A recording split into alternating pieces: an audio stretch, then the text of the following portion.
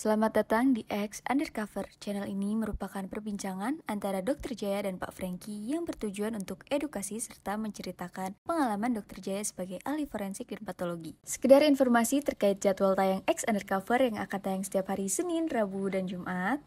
Maka dari itu, untuk mendukung channel ini agar selalu memberikan tayangan yang informatif dan edukatif, kalian bisa dukung kami dengan cara like, comment, subscribe, dan share. Dan selamat menonton! Fosil itu bahkan bisa bukin tulang, bisa juga cetakan tulang yang ada di tanah kan, dalam lempung kan. Tapi kemudian dia bentuk tengkoraknya, dari tengkoraknya dia bisa bikin wajah dinosaurusnya kayak gini. Dan dari bentuk wajahnya seperti itu, kira-kira kalau dia bersuara, suaranya kayak gini. Itulah yang kemudian menjadi film Jurassic Park. Itu kerjaan arkeolog. Nah, kita punya itu. Jadi salah satu caranya adalah gini. Kita lakukan penelitian pada jenazah. Jenazah ini kan punya muka. Kita punya prinsip bahwa satu tengkorak hanya akan menghasilkan satu muka. Nggak mungkin jadi muka orang lain. Karena misalnya kan jaringan lunak ini kan ngikutin tulang. Kalau tulangnya jendol ya diikut jendol dong. Nah, jadi kita punya ada 15 titik yang letaknya di garis tengah sini. Di garis tengah sini sama di samping sini. Total ada 15 titik. Nah, 15 titik itu kita ukur ketebalan dia punya kulitnya. Ditekan. Jadi kita punya gabus, kasih jarum. Kan kalau gabus jarum kan dia jarum bisa ini kan. Kita tusuk ini, cek gitu. Jadi ini jadi permukaan kulitnya nempel gabus, kita tusuk, cek segini tebalnya sekian. Jadi kita mencari bentuk orang Indonesia, mukanya tebalnya berapa senti rata-rata. Berapa mili dari 15 titik. Jadi kita punya nilai normal dari wajah orang Indonesia. Kalau laki-laki begini, perempuan begini. Oke. Dok, hari ini kita syuting nih dalam kondisi suasana yang cukup berkabung nih, Dok. Berkabung, kejepit, Tanggi. Enggak, yang saya maksud ini, Dok. Kemarin dapat kabar, berita tuh yang sangat di akhir tahun ada kabar nggak bagus di daerah Korea kan? Oh, pesawat Jeju Air ya kalau nggak salah ya. Yang mau lepas landas atau landing tuh, saya nggak gitu tahu berita jelasnya, tapi yang jelas kita prihatin bahwa pesawat tersebut ada kecelakaan sehingga akhir tahun ada kenangan yang kurang bagus. Ada berapa yang meninggal? Saya sih terakhir dapat informasi dari TV 179 meninggal atau 180 lebih ya, 87, 2 yang selamat katanya, pramugari yang selamat. Oke. Tapi ini pengalaman saya tuh belajar Mass Disaster Management, Franky. Di sana di Korea. Apa disaster management? Mass Disaster Management. Disaster Management. Iya, jadi saya belajar di sana di bandaranya. Oh. Jadi kita rekonstruksi seolah-olah ada pesawat yang jatuh, ada tubuh manusia yang tergelepak di mana-mana. Terus bagaimana kemudian kita sebagai dokter forensik diterjunkan di sana, apa yang kita harus lakukan? Di situ. Nah, setelah gitu bagaimana mengevakuasi tubuh-tubuh manusia yang ada di situ di tempat kecelakaan, kemudian dievakuasi sampai kamar jenazah. Di kamar jenazah apa yang harus kita lakukan gitu. Nah, saya ikut gituan dan kita dari seluruh dunia tuh datang ke situ, Franky. Melakukan seperti kayak uji coba gitu kalau kejadian seperti itu. Dan Korea itu termasuk salah satu negara yang sistemnya udah bagus banget, Franky. Jadi artinya kalau misal cuma 170-an, saya yakin mereka sendiri sudah bisa untuk melakukan manajemen. Karena di situ ada satu hal yang paling penting lagi, apa? Identifikasi. Identifikasi kalau sudah tahu harus dihubungi keluarganya akan dapat kompensasi dari asuransi dan kemudian mereka akan memperbaiki sistem. Nah, setelah gitu udah pasti sistem yang terjadi untuk mencegah hal itu terulang itu udah pasti akan mereka lakukan. Padahal yang saya mau ngomong sama Dokter Jaya hari ini, Dok, masalah identifikasi bukan masalah identifikasi jenazah. Apa? Itu loh, Dok. Bagaimana tampang saya begini, Dok? Pas-pasan begitu pulang dari Korea bisa nggak dikenalin. Nah, itu dia. Kan selama ini gini. Muka saya di oplas, Dok. Oh iya, oke. Sekarang masalahnya begini, Franky. Kita dulu dari kemarin tuh ya, kita kalau namanya identitas kita dari mana? Dari visa kan? Visa yang ada di sama paspor. Sidik jari. Ya. Jari kan. Tapi sidik jari kalau menurut saya nggak visa. Tapi kalau visa gini dicocokin emangnya cocok ya udah kita gitu loh. Ya. Kan sekarang kebanyakan negara nih dok ya, kita datang boleh dibilang paspor tuh nggak jelas gunanya buat apa tuh dok? No, enggak. Di paspor tuh kan ada chip elektroniknya. Oh iya. Yang kita giniin seret langsung kemudian segala data kita udah kebaca di situ. Nah, itu udah elektronik lagi. Padahal kita datang berhenti di tempat pijakan kaki hijau, suruh masukin masukin pasportnya doang dok ya. Masuk ke dalam, lihat kamera, bengong, udah buka gerbangnya. Ya karena dia udah baca sendiri, Franky. Ada AI di situ. Nah sekarang yang jadi masalah sebenarnya gini. Dulu waktu zaman saya masih ngajar di awal-awal di kedokteran, itu masih ada satu sistem, Franky. Misalnya contoh dekat-dekat Natal tahun baru kayak begini, itu ada beberapa perusahaan itu memberikan promosi kalau dia pelajar atau mahasiswa itu dapat diskon separuh untuk beli tiket. Oh, beli tiket. Tapi harus menyertakan kartu mahasiswa atau kartu pelajar. Tahu nggak? Itu dipakai sama beberapa orang. Pada waktu itu identifikasi belum terlalu benar ya. Tahun 80-an tuh. Jadi si bapaknya yang mau pergi ke Bali atau mau pergi ke Amerika, yang beli tiket anaknya. Soalnya, nah sekarang beli tiket anaknya, kan dapat tiket separuh. Diskon. Masuk ke bandara. Di bandara tuh waktu itu belum banyak mengenal yang namanya biometrik, yang mukanya dikenali sama kamera gitu, enggak. Cuma lihat ini KTP. Nah sekarang saya mau nanya, kebiasaan waktu kita kasih KTP sama paspor kan, sama tiket atau apa, orang petugas si pesawatnya ngelihat muka kita nggak? Biasanya begini nih, misalnya nih paspor kita nih di beberapa tempat tuh langsung begini nih. Dia lihat kita sambil dilihat sini. Kalau itu yang benar. Tapi ada juga yang nggak benar. Yang dilihat apa? Tiketnya namanya ini, paspornya namanya ini. Udah lewat pak. Nah itu. Artinya mukanya tuh boleh orang lain, Franky. Tapi kalau di Indonesia mah sebenarnya gampang dok. Kan apalagi tahun 80-an. 80-an kan banyak MA dok. Dokter masih ingat MA dok? Apaan? Mahasiswa abadi. Punya kartu mahasiswa lama banget berlakunya. Loh, nggak usah ngomong nggak gitu. Jangan nyindir, Franky. Saya tuh sekolah sampai umur 41 loh. Enggak, itu kan kelar, lanjut lagi, kelar, lanjut lagi. Loh, saya kelar S1 aja tahun umur 41 loh, sekolah hukumnya. Nah iya, itu kan tapi kan udah ada depannya. Kalau yang saya maksud tadi, satu fakultas nggak kelar-kelar, bisa sampai belasan tahun dok. Nah ini begini, maksudnya saya gini loh. Kalau pada waktu itu yang paling penting kesesuaian. Nah, terus nggak akibatnya gara-gara seperti itu apa? Begitu sekali waktu pesawatnya jatuh, ya terdaftar kan, kemudian di TV kan ada tulisan tuh. Telah meninggal sekian orang, terus di bawahnya tuh ada running text ya. Yang meninggal 1 Amin dari Jari Surabaya, kedua Udin bin Ahmad, begitu di sini semua ditulis begitu. Terus keluarlah nama misalnya Surya Jakarta. Yang disebut Surya itu ternyata itu yang meninggal bapaknya. Tapi itu adalah identitas si anaknya. Karena beli tiket pakai nama anaknya. Kebayang nggak? Yang mati nanti adalah si anaknya.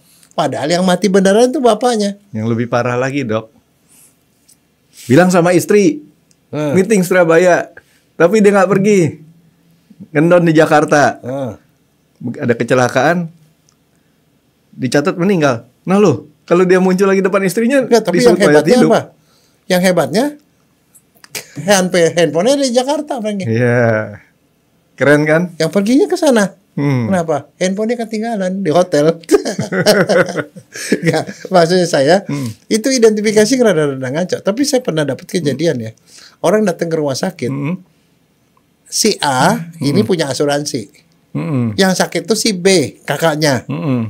Tapi karena dia mau masuk rumah sakit pakai KTP supaya dapat asuransi, yang ngedaftar ke sana dia pakai KTP kakaknya yang punya asuransi.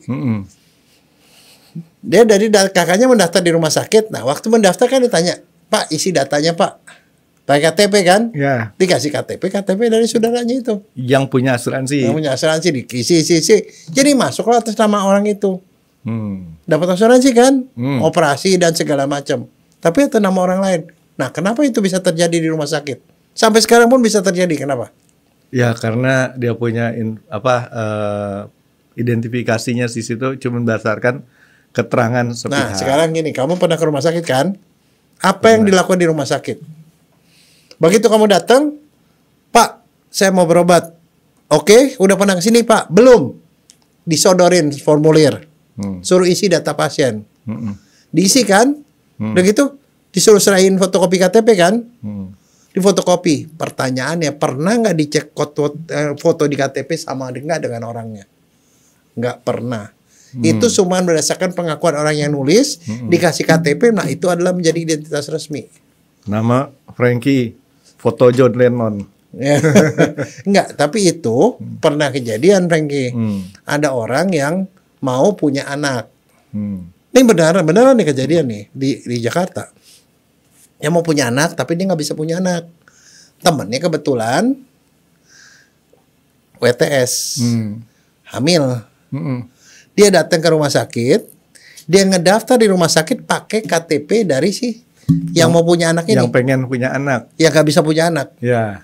Datang di daftar ke situ. Bukan yang hamil. Maka kemudian melahirkanlah dia. Melahirkanlah dia, punya anak. Anaknya langsung atas nama si yang orang bukan ibunya ini. Iya, iya. Dan menjadi bapaknya adalah bapak dari si suami si yang tidak punya anak ini. Kebayang dok, ntar pusing dok. Jadi kan ada satu prosedur yang hilang di situ. Iya. Apa? Prosedur adopsi.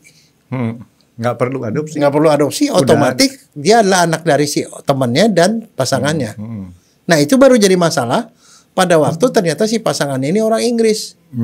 Mau bawa anak dan istrinya ke luar negeri. Ke tempat suaminya. Di sana kan harus ada persyaratan, harus periksa DNA. Begitu diperiksa DNA, apa yang terjadi, Frankie? Anaknya ternyata bukan ibunya, ini bukan bapaknya. Kalau masih sama-sama ibunya masih boleh dok ya.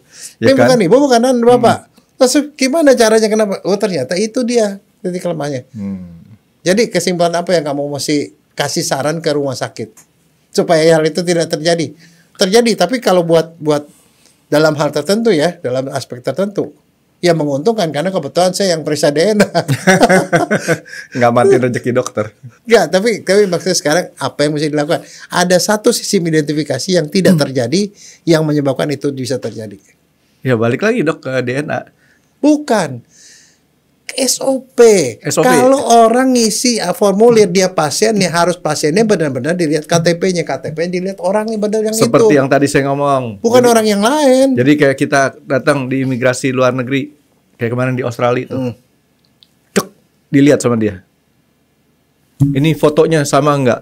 Iya. Gitu kan? Padahal kamu kan bisa aja habis cukur kumis kan? Iya. Atau kumisnya kamu lagi kebetulan pakai kumis yang lain kan? Kamu punya kumis yang lain yang kan? Di tengah dok. Ya itu yang saya mau ngomong sama dokter Jaya. Jadi kalau kita nih ke Korea Selatan nih dok, oplas nih dok. Ya. Oplas. Waktu itu datang muka saya masih sesuai dengan si paspor. Ya. Pulangnya Brad Pitt dok. Woi, gitu gimana Enggak, tapi gitu? itu sebenarnya pertanyaan yang memang harus ditanya, Frankie. Dalam era sekarang di mana segala macam bisa dirubah, karena kemarin waktu saya Kongres Forensik Internasional di Sydney tahun lalu ya, itu ada satu bahan yang dibicarakan, antara lain operasi plastik itu dari dulu ya tadinya, cuman jaringan lunak ini doang yang dirubah. Ini kurang tembem dibikin tembem, yang bibirnya kecil bisa digedein, ininya nggak belah dibikin belah, hidung mancung, cuman ininya doang, luar-luar yang lunak. Yeah. Tapi sekarang itu sudah mengarah sampai ke jaringan keras, tulangnya bisa yang nonjol dihilangin, yang ini darinya kotak dibikin jadi lembut, sudutnya, yang ini tiba-tiba begini tiba-tiba dibikin jadi gede, atau malah gede dikecilin. Jadi tulangnya pun bisa ditambah dan dikurangi dengan tulang lain. Nah, kalau kayak gitu, pertanyaannya itu kembali, ada nggak gunanya biometrik? Nah, saya sendiri masih belum paham sih biometrik tuh dari mana dia nangkapnya tuh dok. Oke. Berapa banyak, cara kerjanya proses nangkap biometrik itu gimana? Oke. Nah, sekarang gini ya, Frankie ya. Saya mau nanya, yang namanya sekarang kita balik ke basicnya. Identifikasi itu apa sih sebenarnya? Waduh dok, kata-kata yang kecil itu sebenarnya kita tadi ngomong tuh cuma satu, intinya identifikasi orang. Kita bilang ini si A, si B, si C, kita bisa tahu. Penyesuaian. Pada suatu saat kita diceritakan deskripsi sesuatu kita tangkap dengan panjang indah dan kita bilang oh itu si Udin, itu si Amin. Misalnya contoh, Kamu nggak tahu apa-apa, tiba-tiba si Ilham nih dapat telepon. Teleponnya keluar suara dia. Kuek. Terus kamu bilang, itu si Pamela tuh. Tanpa kamu lihat apapun, tato. Kenapa? Ada sesuatu yang kamu kenal dari suara itu. Apa? Ya. Namanya apa? Apaan, Dok? Timber.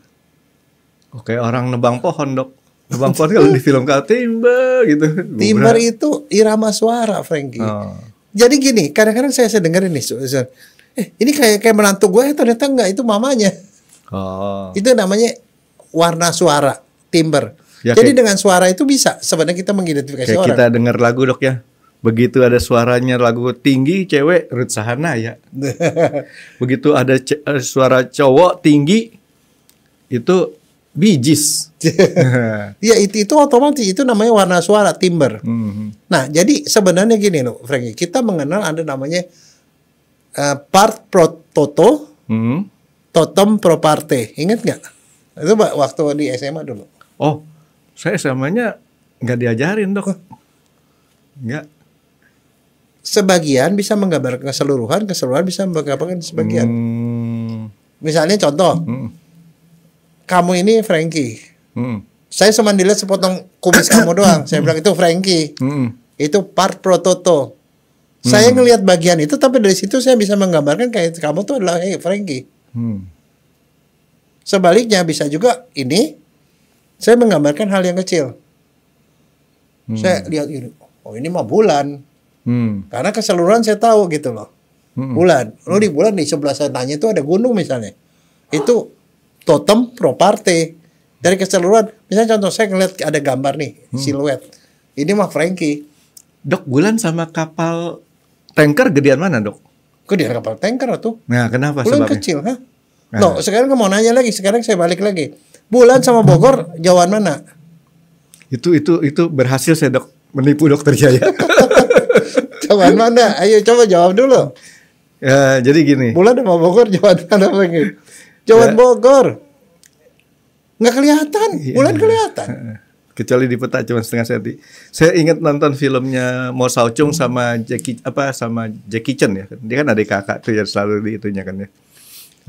Chen Long sama Jackie itu. Si Mo Sao Chung atau Sammo Hung itu dia jadi orang idiot. Kalau benda yang besar tuh yang kayak gimana? Benda yang besar tuh yang nggak bisa kelihatan ujung-ujungnya. Diajak ke pelabuhan. Wah, berarti ini kapal tanker gede banget. Kita nggak bisa lihat ujungnya. Lebih besar daripada bulan ya. Karena bulan bisa kelihatan. Jackie Chan-nya pusing ngadepin kakak kayak gitu. Tuh gak usah dipusingin. Tapi maksudnya saya gini. Kamu lihat siluet. Siluet seorang keseluruhan. Kamu lihat ini Frankie. Di bagian sini ada apa? Kumis kamu bilang. Kamu itu totem pro parte. Dari gambar keseluruhan kamu bisa mendeskripsikan yang bagian kecil-kecilnya. Jadi dokter setuju kalau Bogor lebih jauh daripada bulan. Oh iya setuju. Kan logikanya kan begitu. Okay. Nah jadi begitu Frankie. Jadi mendingan ke bulan daripada ke Bogor Frankie akhir tahun. Iya macet Dok Bogor Dok.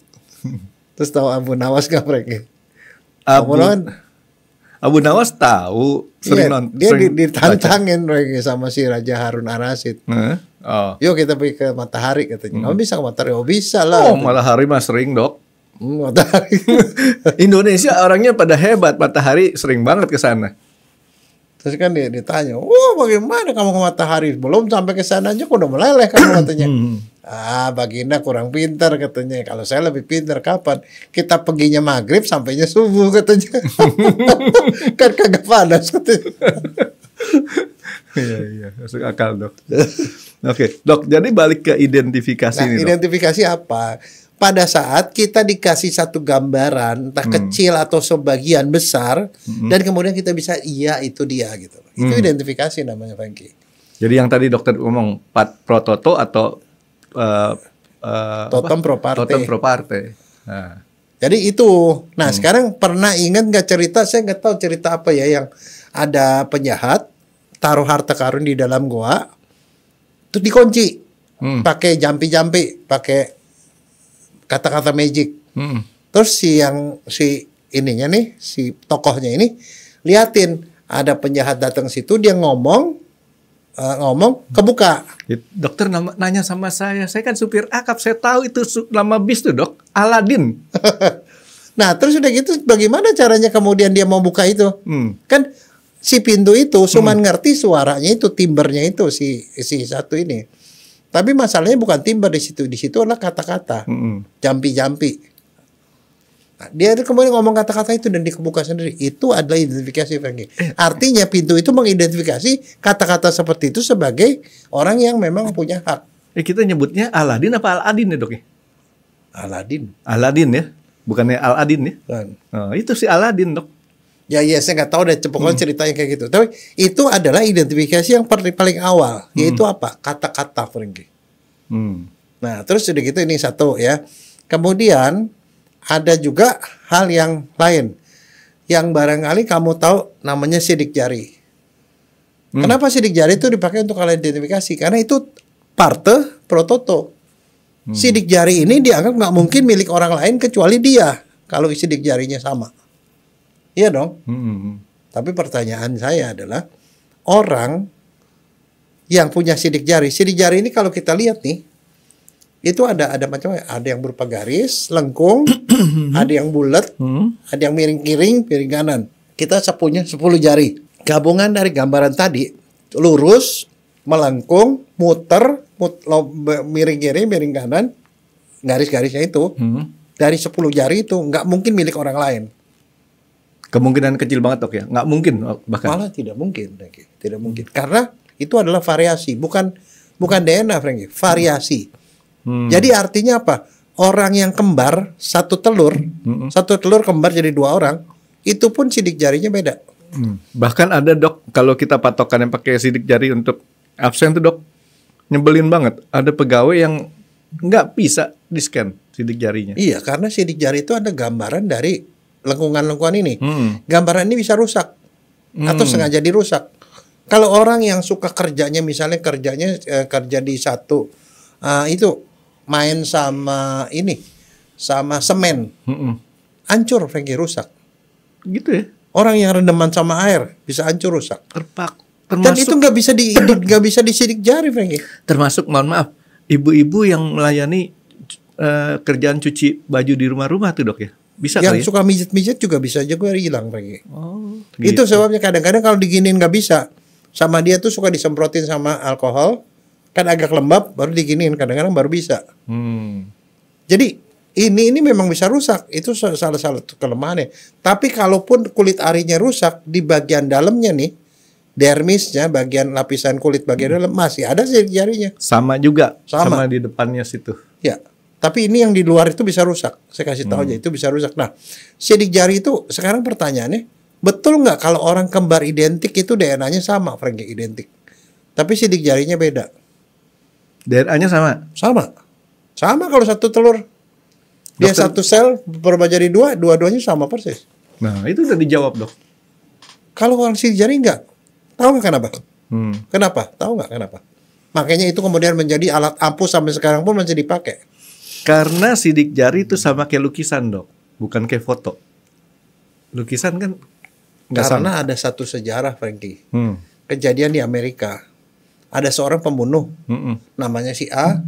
Cirinya begini kan, waktu dia sebagai pembunuh kan dia di foto. Di foto depan, samping, kanan, kiri, terus itu di foto, sidik jari diperiksa segala macam, dia dihukum di penjara.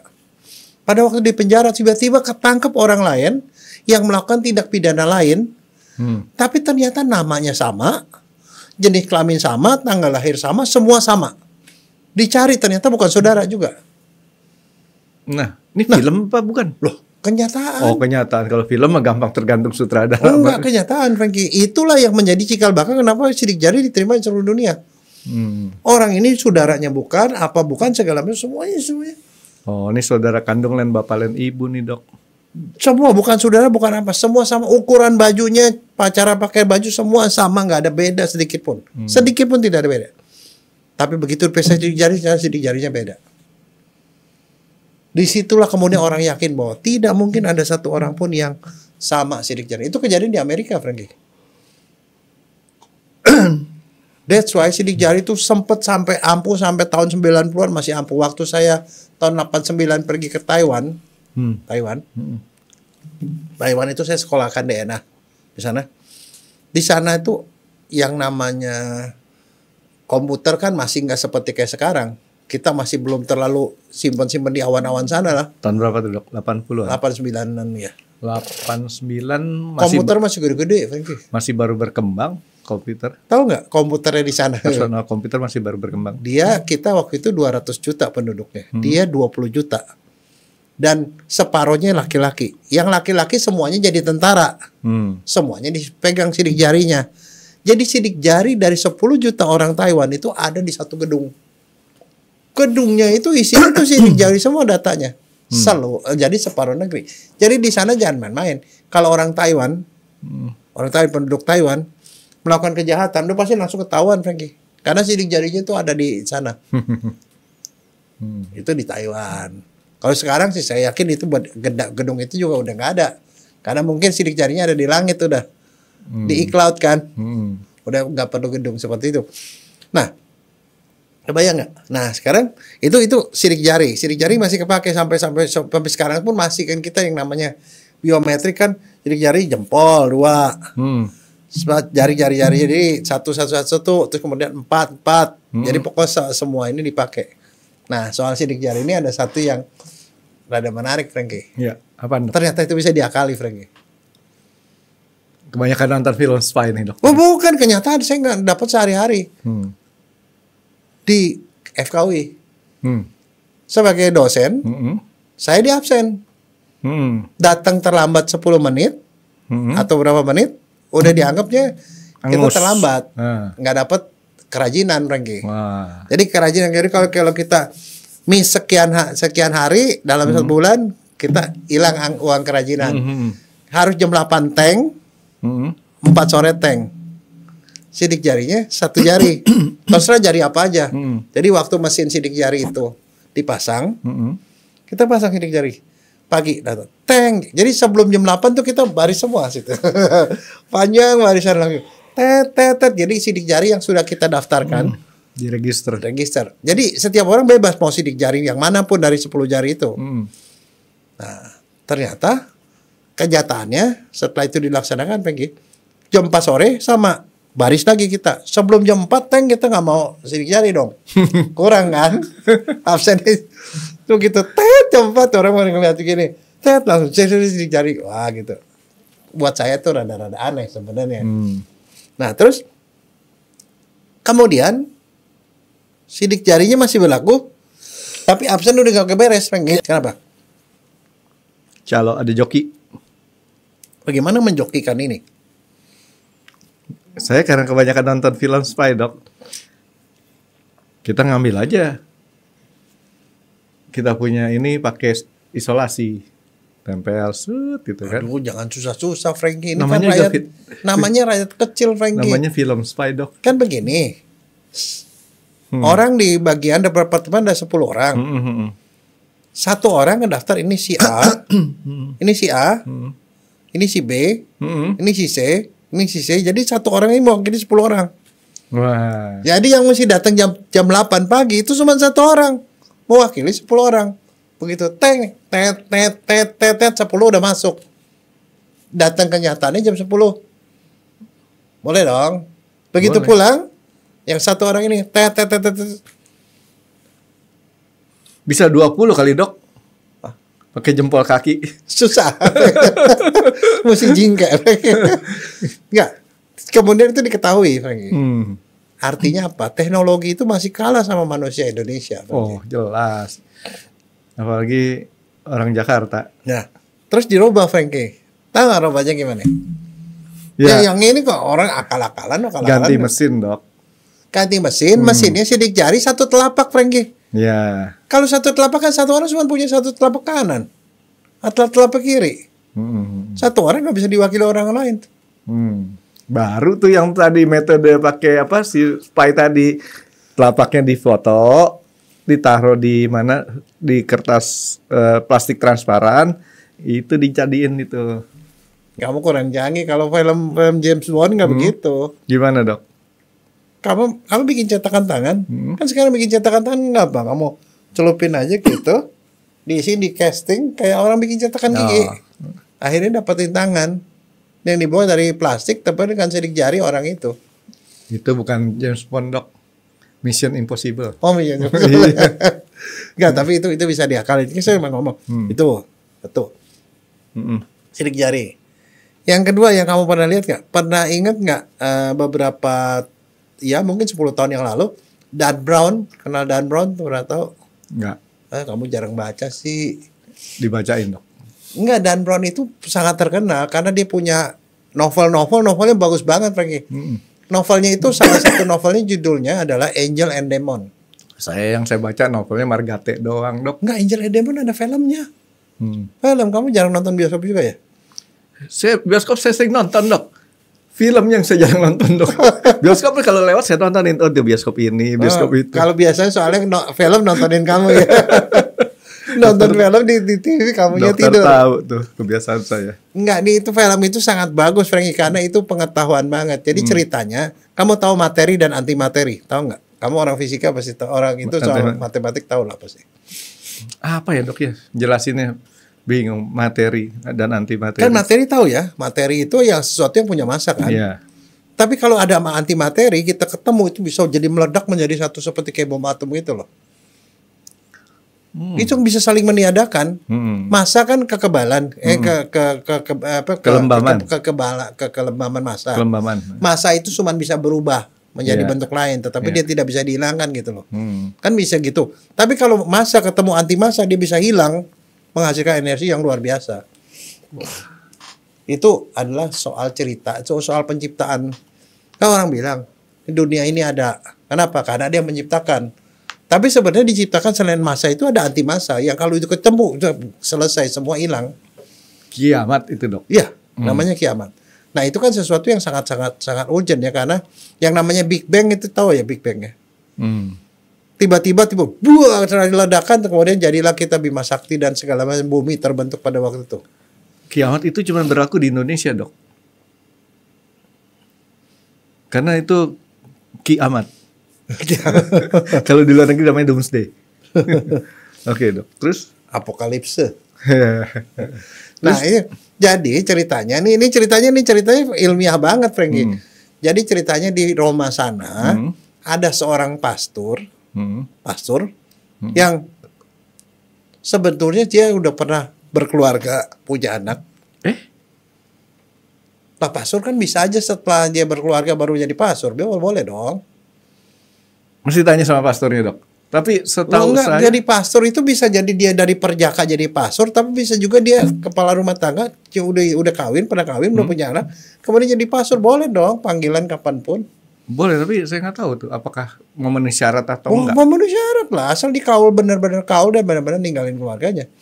Jadi si pastor ini punya anak perempuan, anak perempuan jadi ilmuwan nih. Si pastor ini kan kalau kasus Katolik itu belajar ilmu pengetahuan juga kan, kadang-kadang S2, S3 gitu loh. Dia juga jago. Jadi ceritanya mereka ini menemukan anti massa itu, anti materi, ditaruh di satu lab khusus di Roma ceritanya, di lab khusus. Labnya itu disegel karena kenapa? Kalau sampai penemuan itu ketahuan sama penjahat, dia bisa bikin bom yang bisa ngancurin dunia. Jadi itu harus dirahasiakan. Pintunya tuh ke labnya itu ditutup. Itu apa proyek-proyek rahasia lah. Semua orang gak ada yang tahu.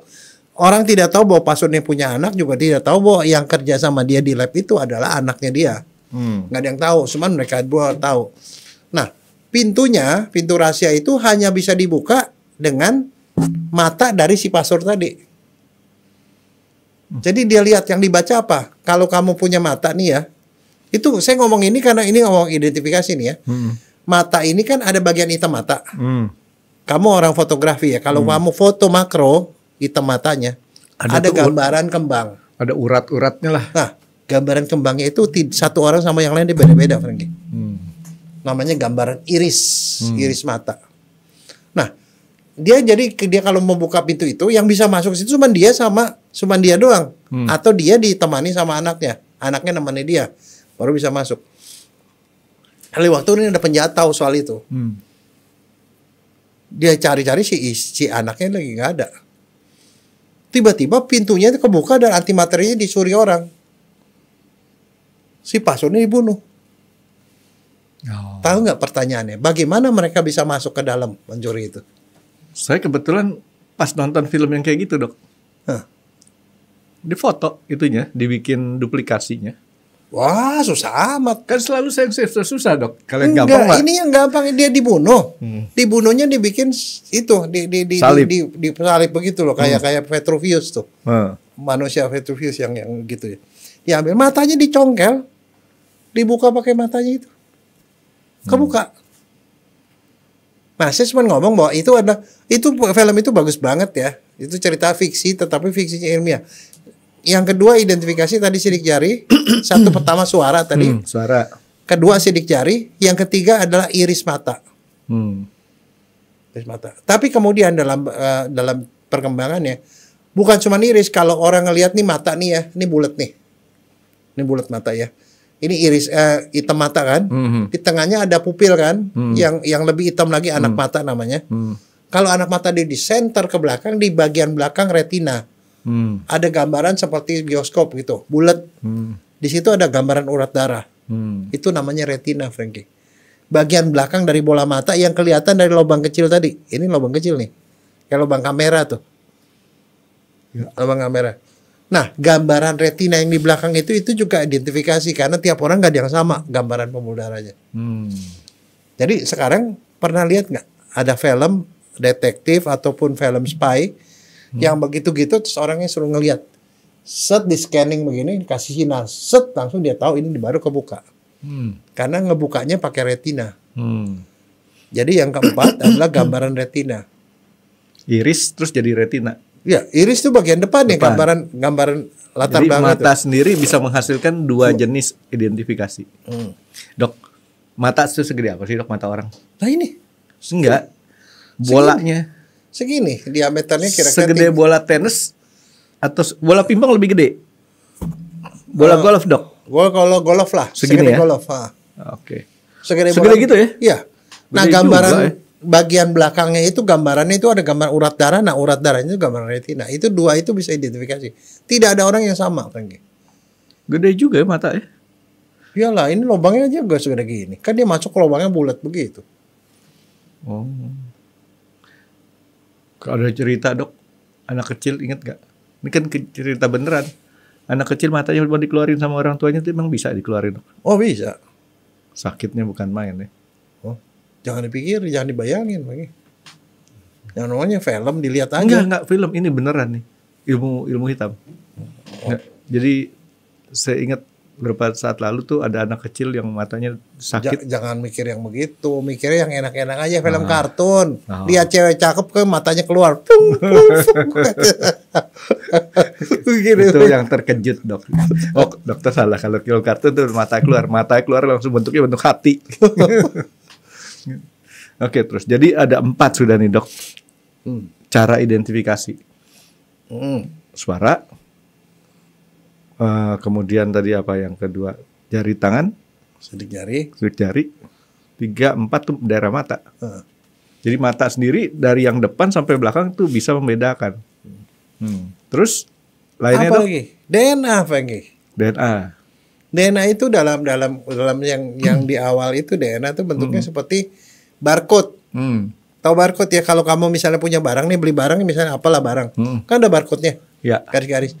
Itu adalah garisnya itu, jaraknya dari titik awal ke situ itu menunjukkan angka, Frankie. Sebenarnya itu adalah barisan angka.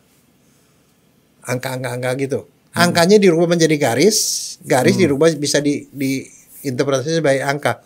Ingat nggak? Kalau barcode garis ada tipis tebal gitu, tuh di bawahnya ada angkanya. Iya. Pernah nggak ke supermarket? Supermarket tuh nggak ada yang ngasih itu. Identifikasi dari barang itu adalah dengan cara di scanning barcode-nya, cekrek langsung keluar. Ciki snack harganya sekian. Begitu sini, cekrek aqua harga sekian. Karena kenapa? Setiap garis itu mewakili angka-angka dan setiap deretan angka itu akan mewakili satu benda.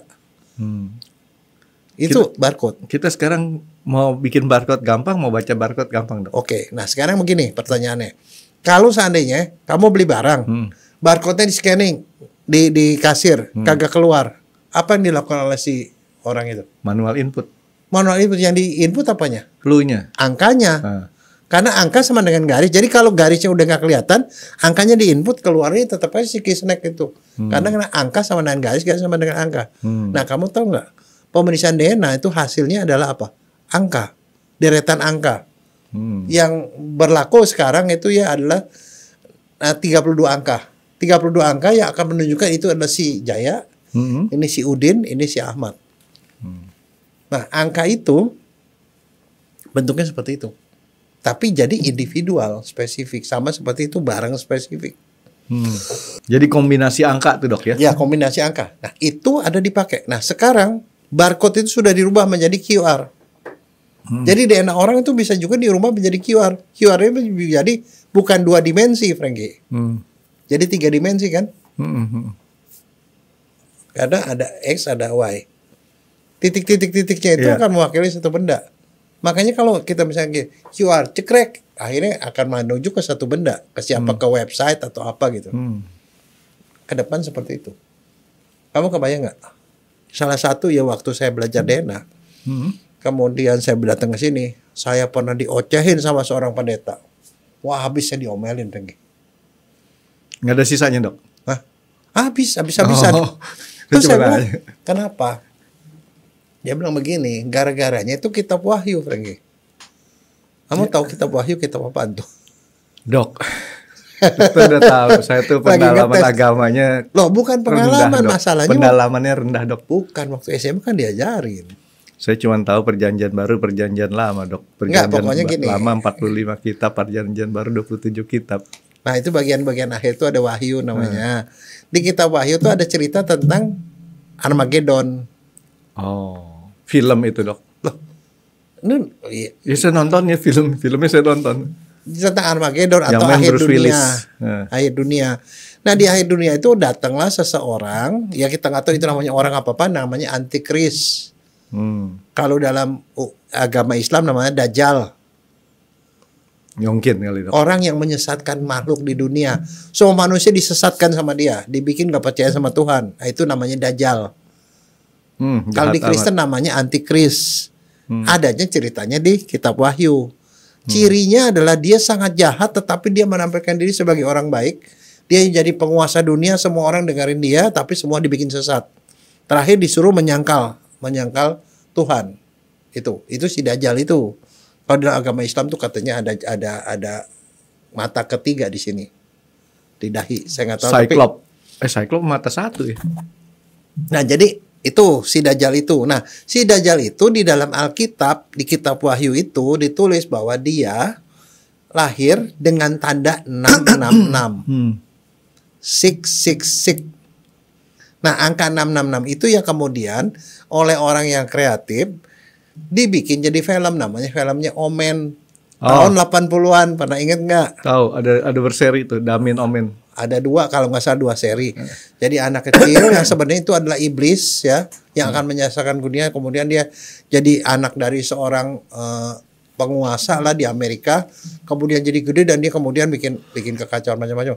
Nah, orang itu ketahuannya di mana waktu kecil, pada waktu dia dicukur, di kepalanya ada tulisan 666. Nah, jadi kononnya itu diterima 666. Makanya kalau semua ada angka 666 dianggap angka iblis. Angka si penyesat itu. Nah, itu yang saya di waktu itu diomelin karena kenapa? Karena pada waktu itu DNA gambarannya berupa barcode. Nah, di dalam barcode itu ada angka 666, Frankie. Jadi 66-nya dia di mana? Kalau kamu lihat barcode barang sampai sekarang kayaknya masih ada. Di bagian ujung kanan ada 2 garis, ujung kiri 2 garis, di tengah-tengah ada 2 garis.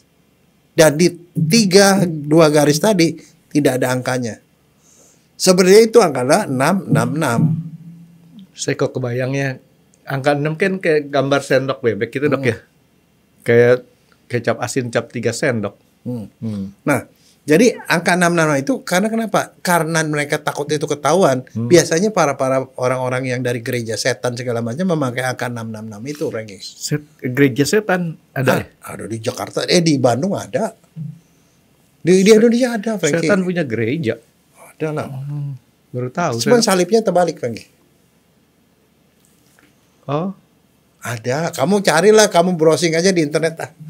Itu mah di mana di seluruh dunia ada, Franky.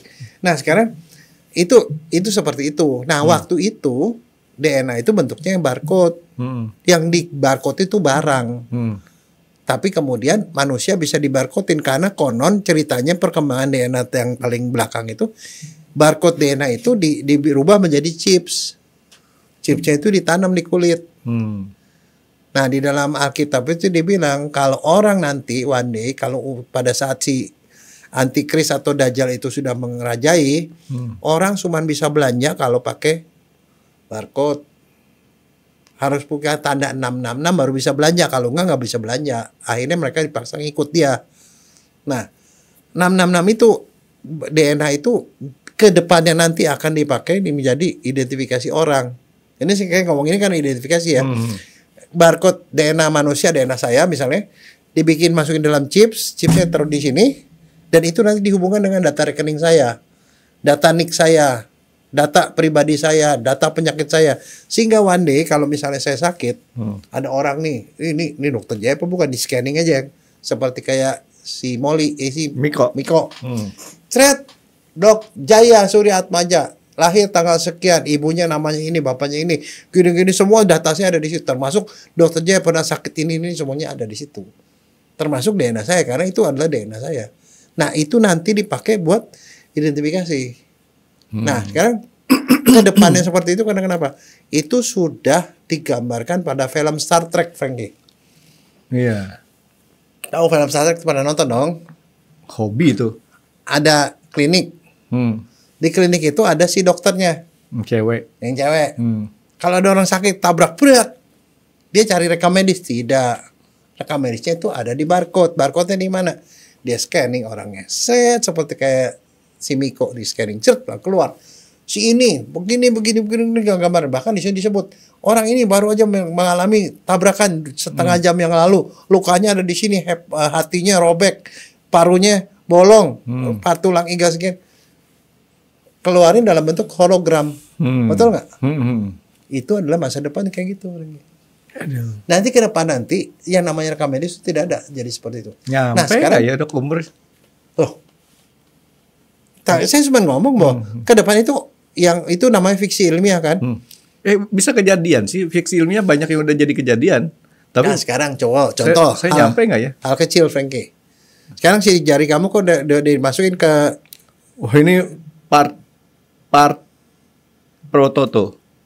Apa part apa? Part prototo. Part prototo, Dok. Cukup kasih lihat aja yang paling ujung udah ketahuan tuh Franky, Dok. Loh itu kita udah pernah tebak-tebakan. Saya dulu pernah pergi nih piknik main-main lah sama teman-teman gitu. Piknik rame-rame pasangan-pasangan.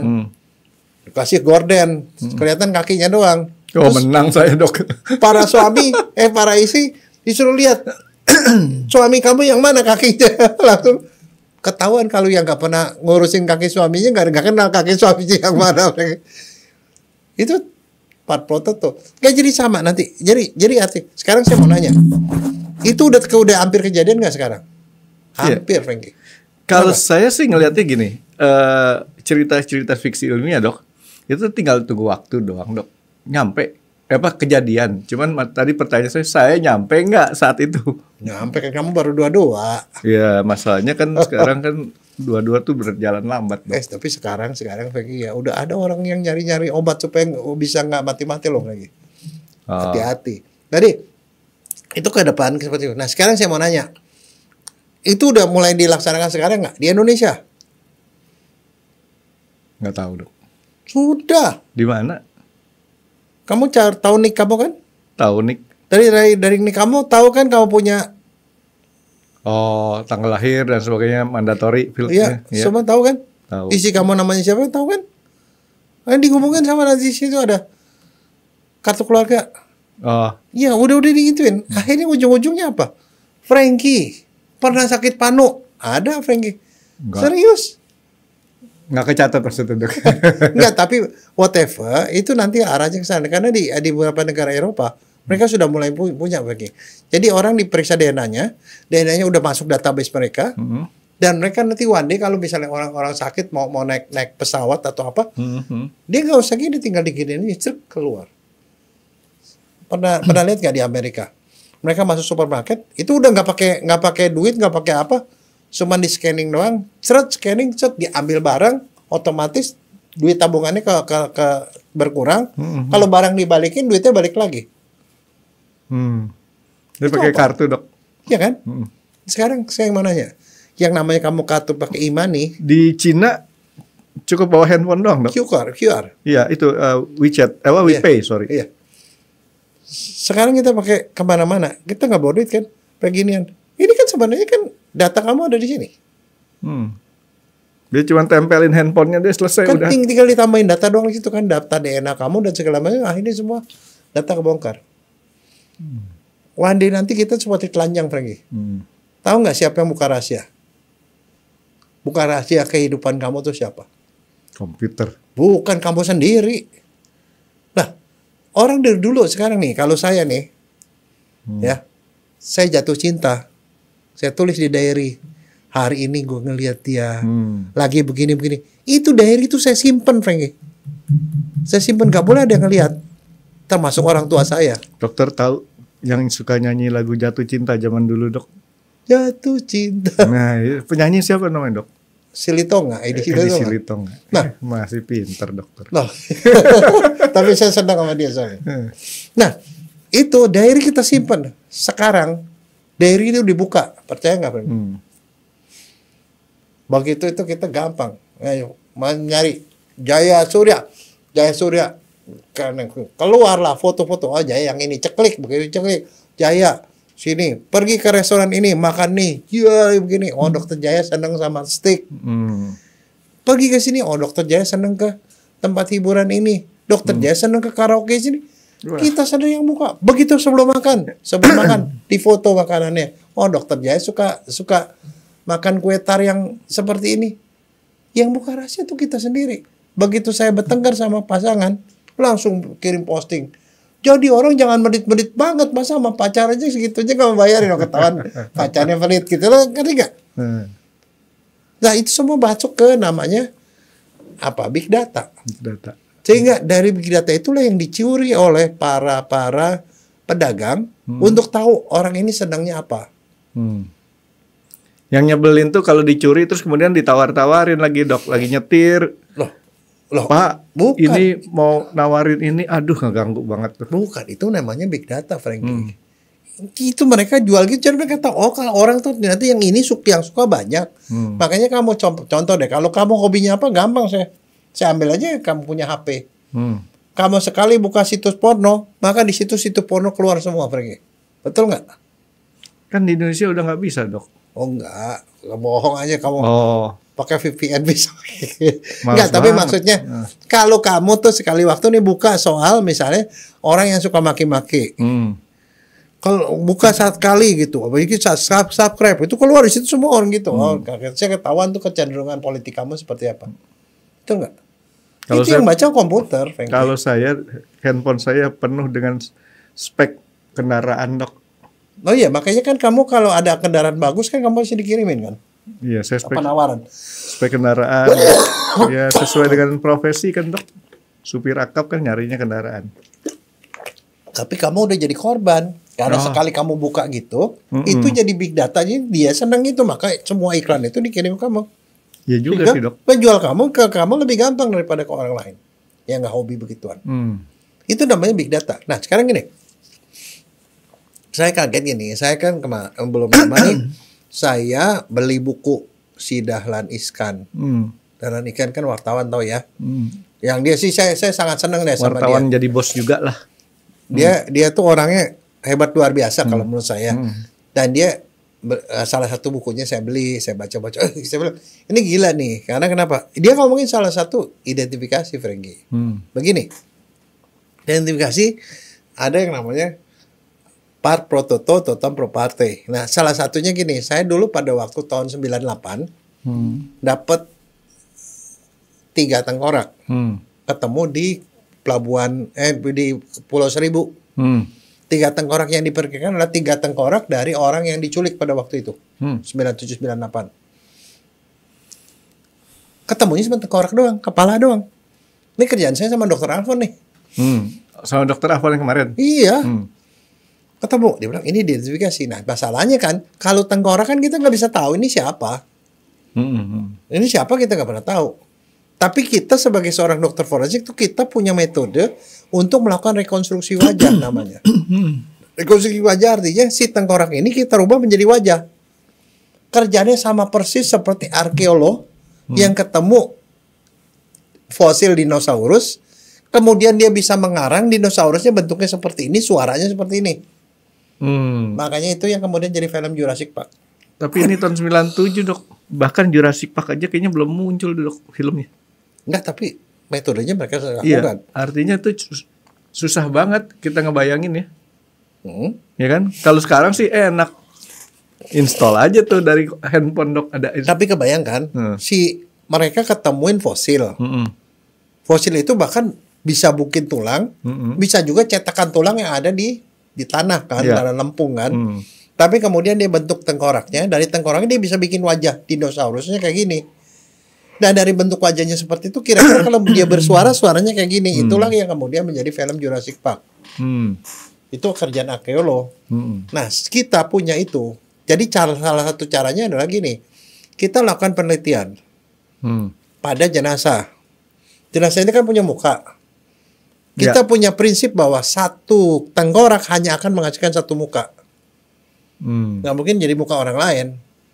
Karena misalnya kan jaringan lunak ini kan ngikutin tulang. Kalau tulangnya jendol ya diikut jendol dong. Nah, jadi kita punya ada 15 titik yang letaknya di garis tengah sini. Di garis tengah sini sama di samping sini. Total ada 15 titik. Nah, 15 titik itu kita ukur ketebalan dia punya kulitnya. Ditekan. Jadi kita punya gabus, kasih jarum. Kan kalau gabus jarum kan dia jarum bisa ini kan. Tembus. Kita tusuk ini, cek gitu. Jadi ini jadi permukaan kulitnya nempel gabus, ketusuk, cek segini tebalnya sekian. Jadi kita mencari bentuk orang Indonesia, mukanya tebalnya berapa senti rata-rata. Berapa mili dari 15 titik. Jadi kita punya nilai normal dari wajah orang Indonesia. Kalau laki-laki begini, perempuan begini. Nah, si tengkoraknya ini kita bikin cetakan tengkoraknya kita bikin itu sebagai jadi dasar dari untuk bentuk wajah. Di tempat sini sekian mili kita tempelin sama lilin. Jadi di 15 titik kita tempelin lilin kan jadi ada berapa 15 titik yang ada ketebalannya kan. Terus lilin itu disambungin. 15 titik disambungin. Akhirnya jadi wajah Franky. Yang kita ngarang artinya nggak ada titiknya. Itu adalah puncak hidung karena di sini nggak ada tulang. So, dari sini kan bisa aja hidungnya jadi panjang, Pinocchio bisa gini. Ini sama kuping karena nggak ada tulangnya. Itu kita ngarang. Tapi selebihnya sama. Dan setelah dia jadi mukanya, lilinnya ditempel jadi muka kan. Kalau ada mau kumis kita tambahin kumis. Rambutnya kita beli wig, pasangin wig. Kupingnya kita pasangin kuping. Tahu nggak? Kalau udah jadi begitu, kita panggil orang keluarganya bilang gitu, langsung dia nangis. Ini suami saya, ini anak saya, ini cucu saya, ini bapak saya. Karena tidak akan jadi muka orang lain. Kecuali kalau yang tengkoraknya itu tengkorak yang matinya nih orang yang nggak tahu malu dok, susah. Nggak punya muka. Tebal muka dok. Enggak, tapi begini, itu pakai lilin ya. Tapi kita kemudian membuat satu metode. Yang ngajarin saya metode itu justru murid saya. Akhirnya ketemu gak dok? Yang 3? Muka, ketemu. Orang sekitar situ juga? Iyalah. Kayak pokoknya mau ketemu muka. Tapi akhirnya itu jadi bentuknya wajah. Kalau untuk bentuk wajah baru keluarga diperkenalkan. Itu namanya rekonstruksi wajah. Pakai 15 titik, Franky. 15 titik doang. Tunggu, sini berapa banyak dok? Enggak, di sini ada beberapa lah. Sini sama sini samping. Tadi dokter bilang ujung ini. Ya, ujung-ujung sini lah. Oh, saya tahu yang ujung ini nggak bisa dok. Nah, sekarang ini. Nah, setelah itu periode itu jadi artinya apa? Dari wajah pun bisa jadi ini, bisa jadi dari tengkorak bisa jadi itu, ya bisa jadi wajah. Jadi wajah. Nah sekarang begini, kemudian itu kemudian menjadi masalah. Nah semua titik-titik itulah yang kemudian kita kenal sebagai biometrik, Franky. Cuman jumlah titiknya mungkin nggak 15, tapi mungkin lebih. Nah biometrik itulah yang kemudian kita kalau pergi bikin paspor kan selalu difoto depan, segala macam. Itu biometrik karena ada berapa titik pun. Nah sekarang masalahnya pertanyaan itu jadi pertanyaan yang sangat bagus sekarang.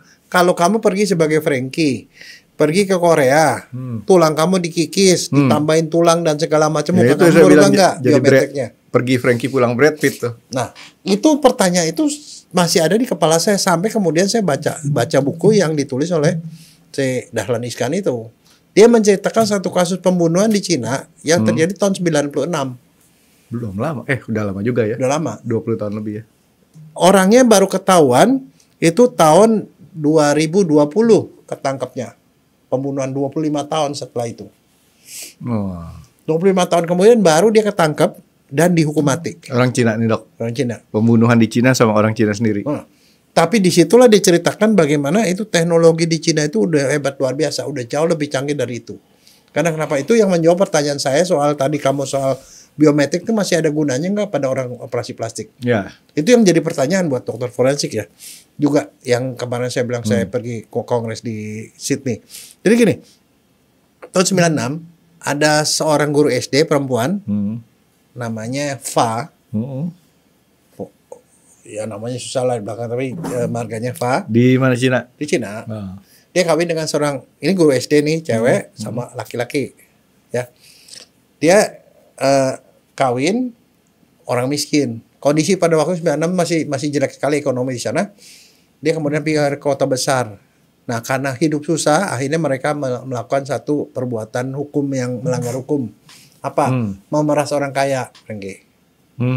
Caranya adalah si istri kerja, dia pergi bekerja di tempat klub-klub malam lah, membujuk kayak pokoknya cowok-cowok nakal. Kemudian cowok itu diajak ke apartemennya, apartemen sewaan nih, dari ke situ. Kemudian lakinya nyerobot ke situ dan diperas. Lo keluar duit, diperas. Kalau lo nggak ngasih duit, gua kasih tahu istri lo. Biasanya orang bisa diperas dengan cara seperti itulah mereka hidup. Orang gini-gini nih. Nah sampai sekali waktu karena seneng ya dengan cara seperti itu gampang. Kadang-kadang dia peras. Dia bilang kalau lo nggak ngasih duit, gua bunuh lo. Sampai sekali waktu itu tahun 96 itu. Jadi setelah menipu banyak orang seperti itu, sekali waktu orang ini diminta diancam, dia ngelawan. Akhirnya dibunuh. Si cowok yang diperesnya. Yang diperesnya dibunuh. Dan kemudian kan dapat alamatnya. Dia pergilah datengin rumahnya, rumah istrinya. Isinya diperas lagi. Istrinya nggak mau, dibunuh juga istrinya. Ada anaknya dibunuh lagi. Itu udah 3 orang dibunuh sama dia. Udah gitu dia pindah lagi ke kota lain. Dia lakukanlah seperti itu sampai total ada 7 orang yang dibunuh sama dia. Jadi hobi ya ngebunuh orang ya. Ya, karena dengan cara seperti itu dia dapat duit. Nah, dia ketawanya tahun 96. Nggak sengajanya begini. Jadi berkali waktu dia bujuk satu laki-laki dibawa ke apartemennya. Ya, laki-laki ini diancam. Akhirnya laki-laki ini tidak dibunuh, tetapi dia dapetin alamatnya. Dia hubungin lah istrinya nih. Dia bilang, suami lo gue sandra, minta tebusan. Waktu itu minta tebusannya cuma sedikit, 10.000 yuan, 20 jutaan lah kira-kira dengan yang harga pada waktu itu ya. Minta gitu, istrinya bilang oke, gue sediain. Nah datanglah si suaminya nih pergi ke sana mau ngambil duit, tapi si istri ini udah ngehubungi polisi, ditangkap langsung, kemudian diadili dan dihukum mati kemudian beberapa hari kemudian langsung. Tapi waktu dia ditanya, istri lu ada di mana? Orang itu diculiknya, ditaruhnya di mana? Dia nggak ngasih tahu. Kan dia pikir dia kasih tahu istrinya pun percuma, dia nggak bakal dikurangi hukumannya dari hukuman mati kan?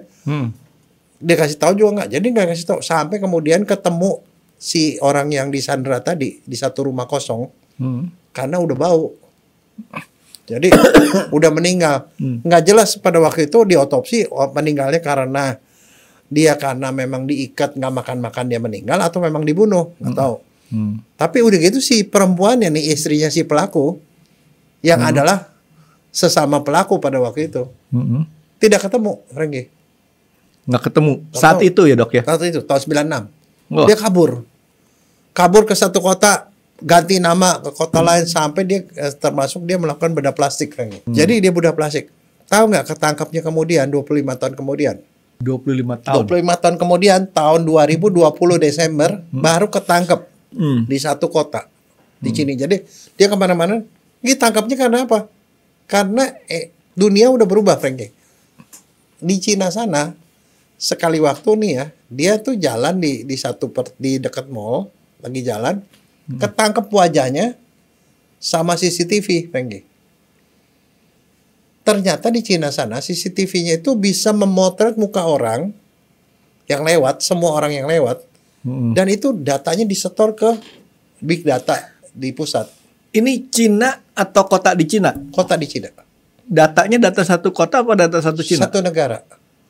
Pada waktu itu sudah ada 622 juta CCTV yang bisa mengenali 1,3 miliar orang Cina semua. Ya ampun. Jadi artinya satu CCTV mengenali 2 orang. Gila ya. Seluruh data. Jadi orang itu ditangkap 25 tahun kemudian dan dikenali sebagai si orang itu. Dia didatain sana, dia bilang ini orang yang dicari 25 tahun yang lalu. Dia ditangkap lah di situ. Dia ternyata waktu itu udah menjadi seorang penjual jam. Penjual jam. Erloji. Ditangkap. Dia bilang nggak ngaku. Harga gue bukan itu, dia bilang. Diambil DNA-nya. Ternyata DNA-nya cocok. Dan satu lagi, Franky, data DNA-nya ada di negara. Dia nggak bisa mengelak. Akhirnya dihukum 25 tahun kemudian. Nah, sekarang jadi masalah dari segi forensik. Bagaimana bisa meyakinkan? Dia diyakinkan dengan DNA-nya sama. Iya. Tetapi masalahnya dia ditangkap dengan CCTV. CCTV itu pakai biometrik. Tahu nggak, Franky, yang bikin saya kaget apa? Ternyata dia itu memakai sistem yang dikenal dengan sama seperti face reconstruction. Dia memotret tetapi bukan 15 titik tapi 80 titik dari seluruh muka. Penuh deh ya. Jadi artinya walaupun kamu bedah plastik mungkin 20 berubah, tapi yang 60-nya nggak berubah. Jadi tetap kamu bisa dikenali, tapi yang hebatnya adalah titik-titik itu 25 tahun kemudian itu masih bisa dikenali. Artinya apa? Muka orang nggak akan bisa berubah, Franky.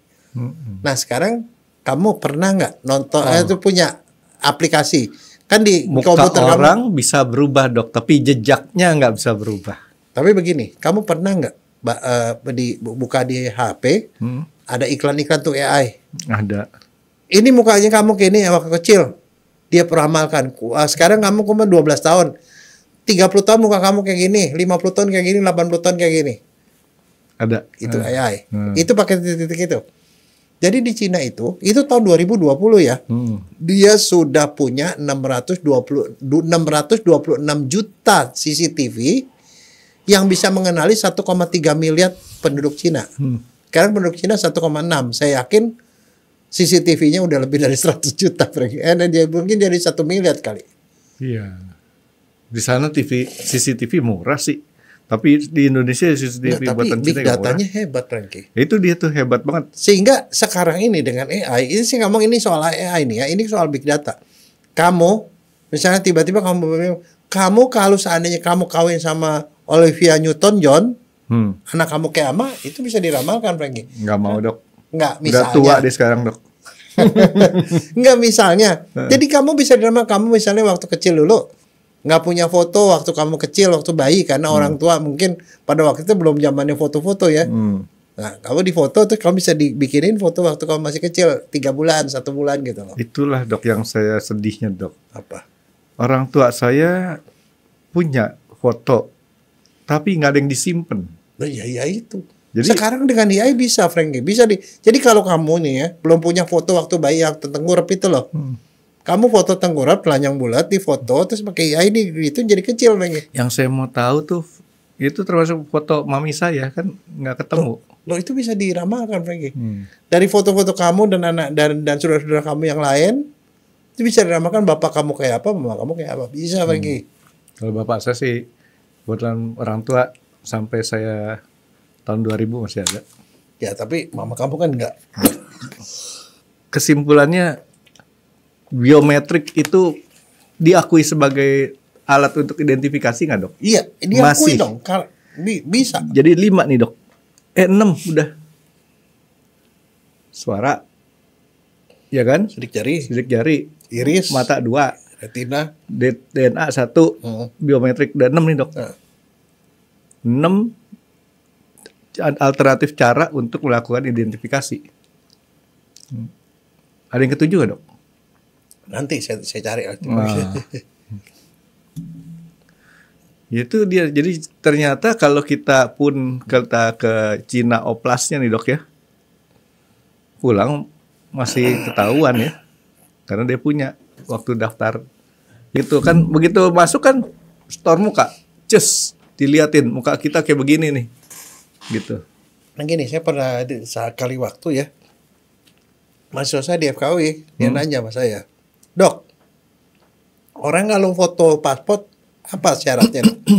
Foto paspor, kuping masih kelihatan, betul kan? Sampai sekarang masih nggak? Masih. Oke. Jidat juga nggak boleh ketutup. Nah sekarang pertanyaan dari mahasiswa saya, Dok, tapi saya pakai hijab, Dok, nggak kelihatan kuping saya. Masa saya mesti buka? Seberapa banyak sih kemungkinan kalau kupingnya beda, orangnya beda? Nah, itu saya mesti kontak ke imigrasi dulu, Dok. Tanya dulu itu. Nah, sekarang saya mau nanya sama kamu, ilmu kamu nih. Kalau kupingnya ditutup, nggak ditutup bisa berubah jadi orang lain nggak? Nah, itu pertanyaan. Kan itu kan nggak pertanyaannya. Muka kuning ditutup, ya susah untuk berubah. Kamu pernah nonton itu nggak? Apaan? Star Wars. Tahu. Ada jagoan tuh yang kupingnya panjang gitu. Siapa? Cowok. Mr. Spock.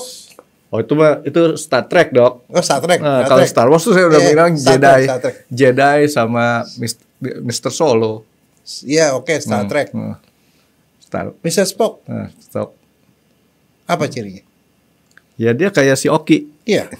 Kalau kamu kupingnya kayak gitu tuh Frankie. Tapi kalau kamu begini berarti bukan Frankie. Frankie si Ferry. Ferry, tahu Ferry? Enggak. Peri. Kamu peri. Yang kamu begitu cekil langsung timbul sayap di situ. Ya, elf. Enggak, saya cuma ngomong. Kuping itu adalah salah satu ciri, tapi dari 80 itu paling berapa titik di situ? Artinya sebenarnya dengan biometrik kalau titiknya cukup banyak, kuping itu nggak perlu. Bisa di itu sama persis pertanyaan seperti kalau orang bedah plastik berubah nggak? Berubah sebagian, tapi nggak semuanya. Jadi artinya kalau menurut saya sebenarnya kalau lihat dari segi ilmiah sekarang ya, dengan teknologi sekarang, kuping kelihatan nggak kelihatan itu sebenarnya tetap aja bisa, nggak ada masalah sebenarnya. Kita nggak masuk ke agama nih, tapi masuknya ke ilmiah. Iya. Jadi kuping nggak ada masalah, tapi di forensik kuping itu adalah salah satu alat identifikasi karena kenapa? Itu adalah salah satu hal yang adalah ciri khas. Kamu tahu nggak sama seperti Parpro Toto itu? Kalau seandainya kamu punya satu kuping yang rada aneh, saya foto kupingnya, saya kasih tahu ke keluarga kamu nih, istri kamu lah. Oh ini kupingnya si Frankie, kenapa? Ya kupingnya kayak begini, meletet kayak begini, di sini ada titik lalatnya. Karena itu jadi salah satu bahan pengenal, Frankie. Saya ingat satu kasus, ya, yang kita dikirimi satu kepala utuh, tip penggal segini. Masih ada kulit. Masih ada kulit, masih ada bekumis orangnya, umurnya 30-an gitu ya. Dan ada satu yang aneh, kupingnya melepet gini. Ada, saya kemarin ketemu ngeliat tuh, dia nggak punya kupingnya nggak sempurna, kebuka jadi ketutup gini. Ya, kupingnya ketutup abis. Jadi satu cirinya cuman kuping meletet gini, sama satu lagi dia punya gigi yang ada tambelannya warnanya putih. Bukan putih amalgam ya, amalgam tuh putih coklat, putih kelabu. Ya silver lah. Ini putihnya putih mengkilap, platinum. Tahu nggak teridentifikasinya lewat apa? Di profesor saya bilang begini, Giginya kayak begini, platinum itu tidak ada di negara barat, tidak ada di Indonesia. Ini dari negara Eropa Timur. Orang ini pernah bikin paspor ke Eropa Timur. Cari orang yang pernah bikin paspor ke Eropa Timur. Kan bisa dicari kan di imigrasi. Ketemu Eropa Timur kan nggak banyak. Sekian orang gini-gini namanya sih ini dicari dan kemudian bisa diidentifikasi dari kupingnya ini. Karena dari situ kan dihubungin keluarganya. Oh itu mah kuping suami saya. Teridentifikasi dengan 2 itu. Jadi artinya ini bisa jadi kalau dia mempunyai suatu ciri tertentu. Seharusnya kuping yang sama seperti ini tapi di sini ada telolet besar, udah pasti milik 1 orang atau berapa orang. Tapi dok, katanya nih dok, kuping sama hidung adalah organ yang terus membesar dok.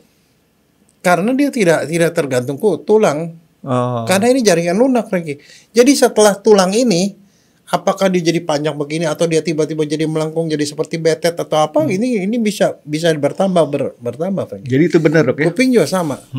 Tapi sebenarnya kalau kita lihat ini kuping ini letaknya adalah di sepertiga, Bang Franky. Ini panjang ini dibagi 3, ini tinggi sama ini kira-kira segitu. Selalu seperti itu. Jadi kita tuh ada patokannya juga, kuping yang nggak terlalu atas, nggak terlalu bawah, Franky. Dan kuping itu ternyata agak di belakang ya. Kalau kuping di sini agak aneh dok ya. Deket mata. Jadi maksudnya saya gitu. Jadi gini, identifikasi itu sesuatu yang menarik karena dari dulu ya saya di forensik tuh senang banget dengan identifikasi karena kenapa? Identifikasi itu satu hal yang menarik dan ilmu terus berkembang. Jadi barangkali ya ini kita sih untuk membuka orang supaya berpikir identifikasi sampai segitunya, iya ke depannya makin lama makin berubah. Tapi dok, ini kalau wanita-wanita sekarang kebanyakan dok ya, identifikasi suaminya tahu nggak dari apa dok? Dari apa? Dompet. Kalau dompetnya tebal ini suaminya dia, kalau dompetnya tipis itu bukan suami dia. Itu ngakunya Franky, maunya. Ya tapi ya memang menarik sih kalau identifikasi itu sekarang tuh harus selalu menurut saya gini. Ini sama juga virus sama antivirus dok. Dimana kita ada virus mesti ada antivirusnya lagi. Teknologi makin berkembang sehingga kan identifikasi diperlukan lagi yang lebih canggih lagi. Ya udah dan saya rasa sebenarnya gini. Kalau memang memungkinkan ya dok ya, itu digabungin semuanya, identifikasi semuanya dok. Itu dia, makin banyak datanya sebenarnya makin meyakinkan. Karena gini, nggak usah, itu kan kita ngomong sama sponsor dari mata kan ya, mata segala. Tapi dari perabaan juga bisa, Frank. Di tempat gelap kamu raba orang, ini istri gua. Kenapa dari perabaan aja, dari lunak sama itunya aja, gedenya kamu udah tahu itu istri kamu apa enggak. Jadi jangan belaga, Frank. Misalnya ketemu orang di tempat gelap, pegang. Oh ini istri gue gitu, ngaku-ngaku. Enggak. Setiap orang tuh diraba pun beda, Franky. Identifikasi itu, totom proporto. Gampang itu. Toto itu. Kalau diraba, dia ngamuk. Itu istri saya. Dipegang, benjol gitu. Iya, maksudnya kalau orang lain megang dia, terus dia ngamuk. Nah, itu istri saya. Iya. Oke, jadi Dokter Jaya dengan pengalaman dokter di forensik, ternyata identifikasi suatu hal yang sangat perlu dok ya. Iya, dan itu satu nilainya gede loh Frank. Kalau kau bayang ya, kalau ada pesawat jatuh nih, kembali ke kasus di Korea, pesawat jatuh dan kemudian itu dibilang itu udah si A, dan dikasih entah dari sepotong kaki periksa DNA ketemu dia, atau mungkin dari kepala diperiksa kini atau tangan sepotong itu ternyata sidik jarinya dia, itu nilainya bisa puluhan miliar, bisa miliaran Frank. Iya. Iya kan? Jadi itu adalah sesuatu yang sangat penting. Walaupun kalau menurut saya tetap kita lebih mengharapkan keluarga tetap yang hidup lebih berarti dok. Daripada yang itu mau diganti berapa miliar pun beda. Tapi nggak bisa dipeluk lagi dok. Oke, ya. Selain 6 nanti dokter dia bikin yang ke-7 dok ya. Ya. Nanti saya cari-cari lagi. Iya, cuman saya lagi berpikir satu lagi dok. Tadi saya ngomong dikombinasiin. Ternyata nggak semua bisa dikombinasiin. Jadi nggak bisa 7-7-nya atau 6-6-nya dikombinasiin. Karena apa? Suara kita perlu buat orang yang masih hidup. Mata juga ini nih dari 1 sampai 4 ini dok. Ini hanya yang boleh dibilang masih hidup atau baru meninggal. Kalau udah lama kan matanya kan udah susah dipakai lagi kalau dia cuma sekedar dicongkel, mesti kayak pakai si spy tadi. Sedangkan yang tadi DNA itu sama si siapa? Biometrik ternyata masih udah ada. Meninggal pun masih bisa direkonstruksi. Bisa. Tapi suara juga bisa, Franky. Kalau kamu punya laci. Dulu begini ya. Waktu saya belajar DNA, salah satu tulisan menunjukkan bahwa DNA itu bisa dipakai untuk lock and key. Mengunci sesuatu itu dengan DNA, Franky. Kebayang nggak? Nah, sekarang gini ceritanya nih, ya. Saya punya satu barang. Ini nih ceritaan itu ya pada waktu di awal DNA, makanya saya sangat tertarik. Kita punya barang. Kan kalau orang kita punya barang berharga kita taruh di dalam safety box kan? Iya. Safety box dikunci. Kuncinya pakai kunci ini kan? Iya. Kunci biasa kan? Khusus. Tapi bisa juga nggak pakai kunci gitu, pakai barcode kan atau apa? Cekrek nih kebuka sendiri. Bisa segala macam. Tapi itu bisa di lock pakai DNA, Franky. Dikunci pakai DNA. DNA-nya itu ya nanti DNA-nya itu dalam bentuk chips atau mungkin dalam bentuk kartu kredit atau begitu dibuka. Hanya dengan DNA itulah bisa dibuka kuncinya. Nah, sekali waktu saya punya satu yang saya mau rahasiakan nih. Surat apalah pokoknya yang buat saya tuh surat waris. Surat warisan ya, pokoknya nggak bisa saya buka. Saya kunci dengan DNA. Kemudian saya meninggal. Isi saya tahu di situ tuh ada sesuatu yang bisa dibuka dengan DNA. Nah, karena dia pikir DNA saya, diambillah DNA saya dari mulut saya atau apa, atau dicarilah data DNA saya. Dia buka, nggak bisa kebuka. Nggak bisa kebuka. Karena itu hanya bisa dibuka dengan DNA yang cocok. Yang bikin DNA kuncinya itu saya. Yang tahu cuma saya. Terus tahu nggak bagaimana caranya buka itu? Saya pakai DNA, udah jelas DNA. Tapi dipakai DNA saya nggak bisa. Panggil tukang bobok berangkas aja, Dok. Nggak bisa. Ini disegel. Nah, ceritanya saya tuh begitu canggih itu nggak bisa dibuka kecuali dengan DNA. Ya tadi panggil Aladin. Nggak bisa. SIM. Nah. Nggak bisa. Saya tetap pakai DNA. Itu saya kunci dengan DNA. Itu nah, namanya DNA lock and key. Terus gimana kalau nggak bisa kebuka gitu? Saya punya kunci peliharaan. Namanya si Molly. Yang saya kuncinya pakai DNA si Molly. Ngerti nggak?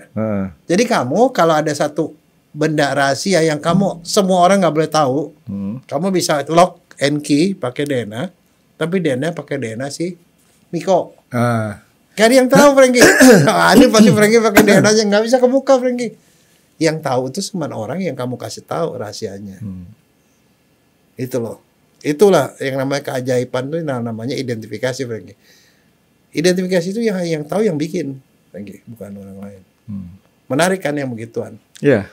Kebayang nggak kalau orang itu adalah orang yang punya rahasia negara, misalnya. Saya ini presiden Amerika nih yang punya kunci untuk mengumumkan perang nuklir gitu. Nah, itu kan masih di-clock kan supaya orang nggak bisa buka gitu. Gitu loh. Iya sih. Tapi lapar, Dok. Menarik kan? Menarik. Oke, tapi dari tadi kita makan terus, kapan ngobrolnya, Dok? Kita ngobrol lagi, Dok. Terima kasih sudah menonton X Undercover. Jangan lupa like, comment, dan subscribe. Dan ditunggu ya video-video kami selanjutnya. Nah, buat kalian, jika ada pertanyaan untuk Dr. Jaya, boleh banget komen di bawah. See you guys.